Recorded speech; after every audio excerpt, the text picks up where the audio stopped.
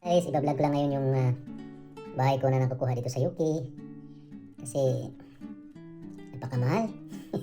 Kaya pala marami talagang nagsusurrender na mga citizen dito ng iba kasi grabing mahal ng bahay.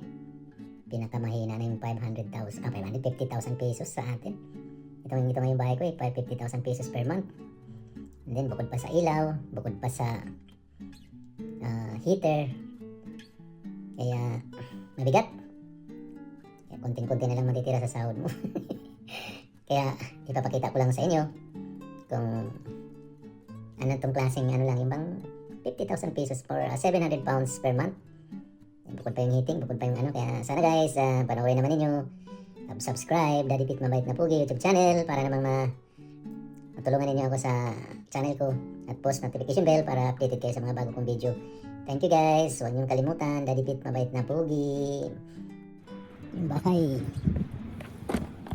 Yahoo! Pasok tayo.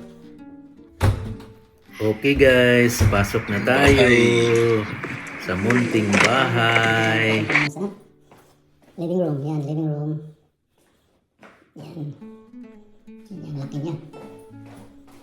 Yan, heater dyan. Tapos, ito yung toilet. Toilet sa baba. Tapos, dito tayo sa kitchen. Yan, kitchen. Yan, yun ang garden. Garden palabas. Yan. Yan. Ito yung kitchen. See? Yan yung kitchen. Ito yung mga cabinet. Yan, oven. Simple lang. Ito yung freezer. Yan, freezer. Freezer yan.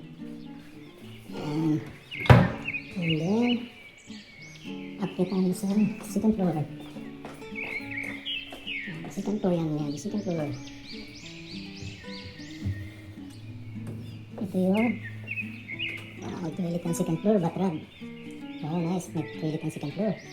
Yan yung bathroom. Ito yung shower. Shower. And then, dito tayo sa small room. Ito. Oh. Magaling naman yung isang room.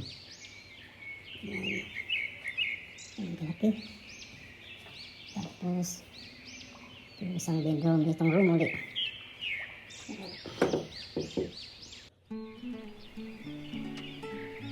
Linisin. Yan. Yan yung room yan. Yan yung room na bed. Sa tabi.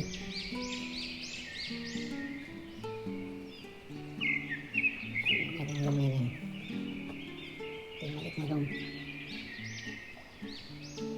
Okay. Yan ang bathroom. Pwede mag-bathroom. Ilagay natin dito ngayon. Okay, kada tayo ulit. Ito yung pintuan. Yan. Living room. Dito. Okay, thank you very much. Ano ko natin bahay. And then yung washing machine. So guys, vlog ko lang yung bahay ko. New home and UK. Ito na yung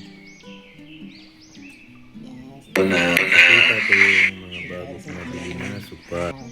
sofa. And then yung topi. Topi ko and then gusto pa isang sofa ko. Well, mahal din. Kasi at saka dito tayo pupunta naman sa kusina. Then yung kitchen table ko. Yep lang, maliit. And then yung mga kitchen.